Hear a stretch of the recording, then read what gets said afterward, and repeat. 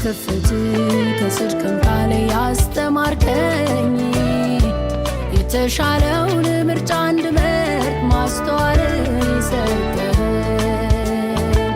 አንተ አምላኬ እንደሆነ በማወቄ ዕረፍት ሆነልኝ። ላመስግን እጄን ላንሳ በዕድሜ ስላረክልኝ።